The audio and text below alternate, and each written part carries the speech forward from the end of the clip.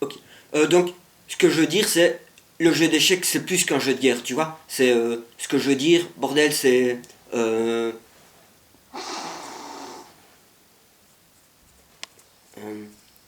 l'échiquier, c'est un microcosme où se reflète le cosmos, ok.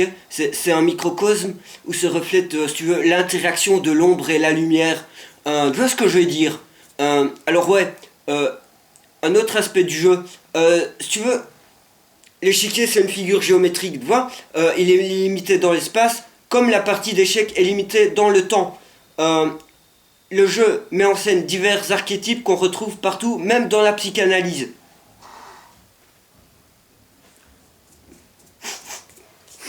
Euh, c'est dire la dimension freudienne inhérente au jeu d'échecs. Je résume mon idée. Le jeu est une projection sur l'échiquier des conflits intérieurs, comme le complexe de castration. Hein. Ce que je veux dire, c'est que le but du jeu est de vaincre le roi adverse. Projection idéalisée de l'autorité paternelle, ça tout le monde le sait, on est d'accord. Mais, que dire de la dame? La dame, hein, bordel, où est-ce que je suis? J'ai perdu. Que dire de la dame, bordel? La dame qui symbolise la mère castratrice, hein, dans le sens où elle peut vaincre le roi dans cette optique. Non, genre. Et que dire de merde. Et que dire de la dame? La dame qui symbolise la mère castratrice dans le sens où elle peut vaincre le roi, inverse, qui dans cette optique est une projection idéalisée du sur l'échiquier. Et que dire du pion? Les plus éminents au bout de course d'échecs deviennent dames. Les plus éminents champions d'échecs seraient incapables de répondre à la question qui devient. Pourquoi? Parce qu'en fait. Non, attends, je t'explique. Bon, le cavalier pratique un saut quantique, durant lequel il peut être sur n'importe quelle case échecs, en fait, simultanément. Tu joues aux échecs, tu vois. Le chat de Schrödinger, tu connais le chat de Schrödinger? Le cavalier, où est-ce qu'il est pendant son mouvement, tu vois? Et ben en fait, les plus grands champions d'échecs sont incapables de répondre à la question. Le chat de Schrödinger. Écoute, ouais. Attends, je t'explique, je trouve. Le cavalier pratique un saut quantique, tu vois. Non, mais je t'explique un saut quantique durant lequel il peut être sur n'importe quelle case. C'est la spatio-temporalité, tu comprends. Il peut être sur n'importe quelle case. Tu vois ce que je veux dire, quoi. Enfin, l'échiquier peut être sur n'importe quelle case. C'est un continuum spatio-temporel dans le sens où. Le chat de Schrödinger.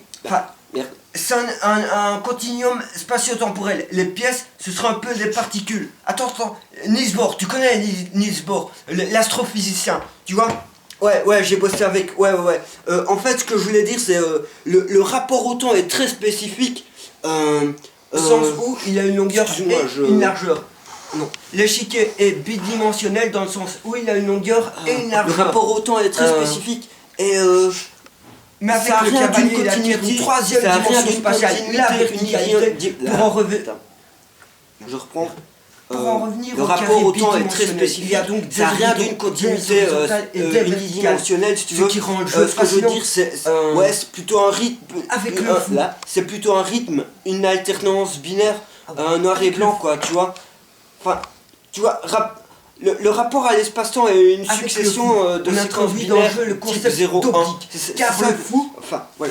Et alors, dans la mesure où les pièces sont des... Moi, je pense que... Je pense que l'homme sera toujours dépassé par la mystique des échecs et en fait, c'est à qui de jouer, là. Donc, là, c'est fini. Mais je te demande de filmer encore un peu parce que j'ai pas... Enfin, j'ai essayé. Tu penses que c'est possible si je fais semblant de parler, tu vois, réinsérer des paroles dessus, que Pierrot réinsère des paroles dessus, en fait. Tu vois, si je parle, je vais encore faire n'importe quoi, je préfère faire semblant de parler et que Pierrot réinsère les fragments de texte dessus, en fait. Tu penses que c'est possible?